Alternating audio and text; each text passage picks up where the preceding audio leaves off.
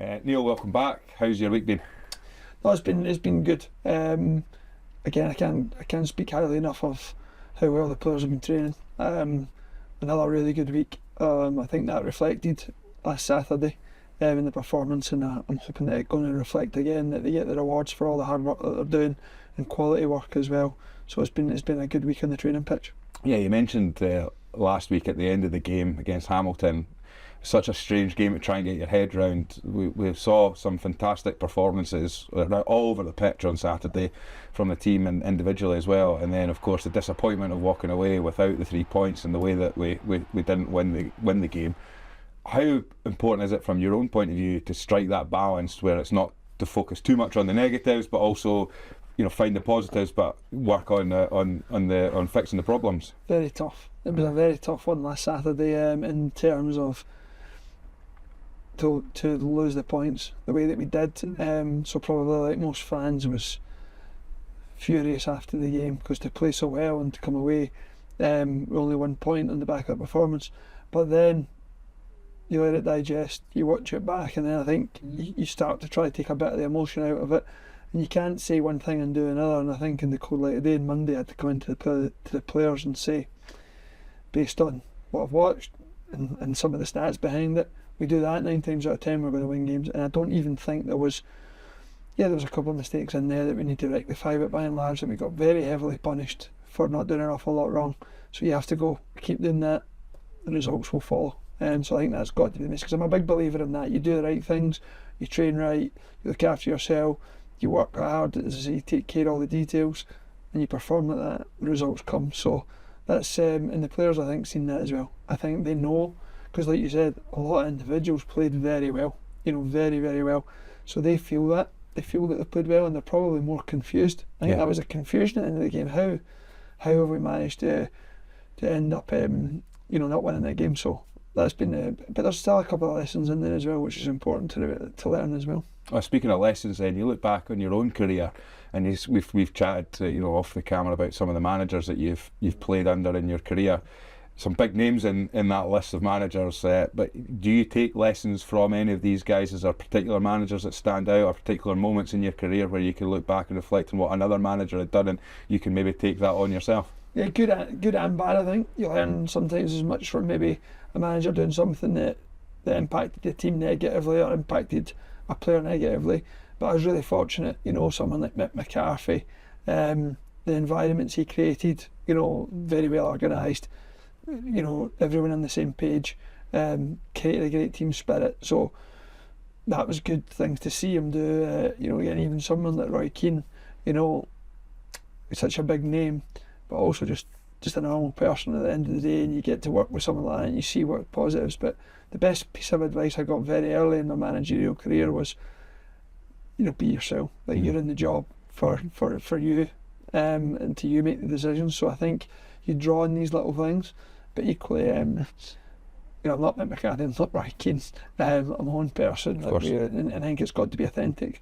Because again, like looking at someone like Roy Keane, he's got a certain aura, persona about him that makes him who he is, and I've got to be authentic for my players. So fortunate, some really good managers to draw experiences in there, but equally, want to be myself. Absolutely, we're starting to see that now. We talked maybe a couple of weeks ago, it was very early in your time here at Starts Park, and you've managed to now get a lot more time with the players. We've seen that first half performance against Ayr United, we've seen that large 75 minutes performance against Hamilton, and of course being able to bounce back from disappointment. You've had the boys in and had a really good training session this week. Yeah, again, I think a credit to the players. I really want them to get the reward. I want the fans and the players to get the rewards.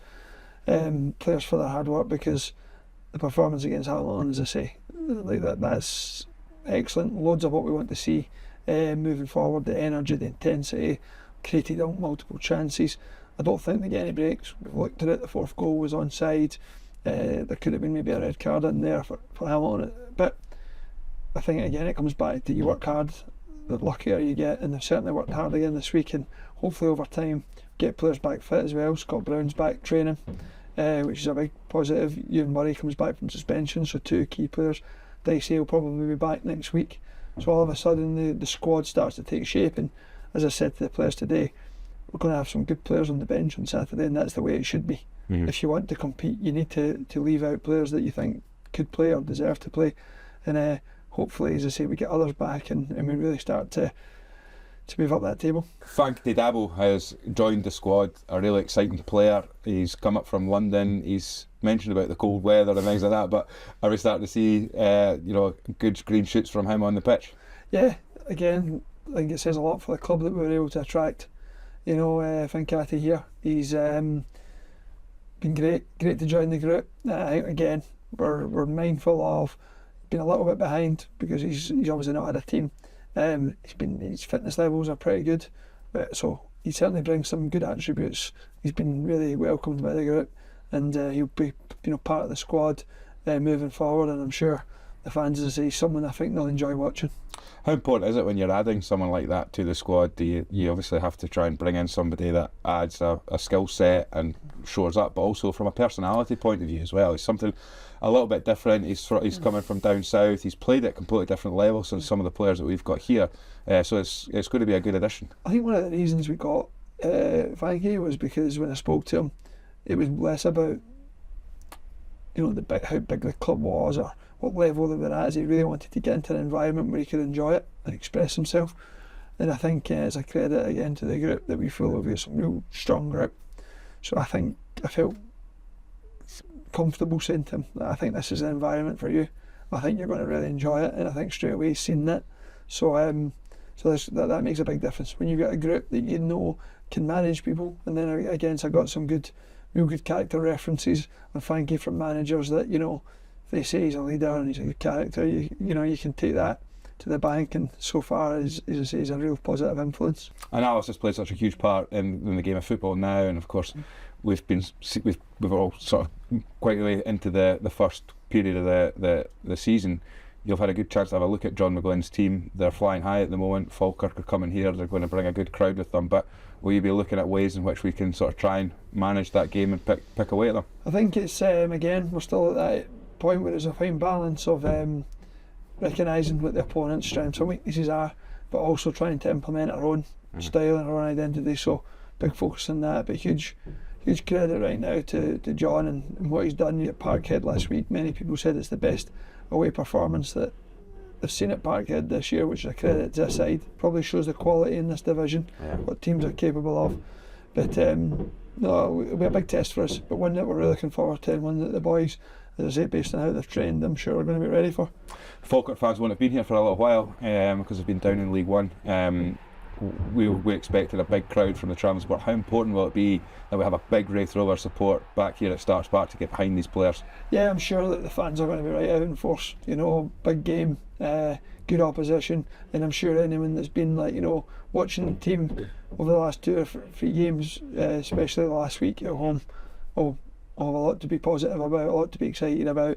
And I thought they did a great job last week getting behind the players. So more of that tomorrow. Brilliant, Neil. Can't wait for it. Thanks very much. Cheers.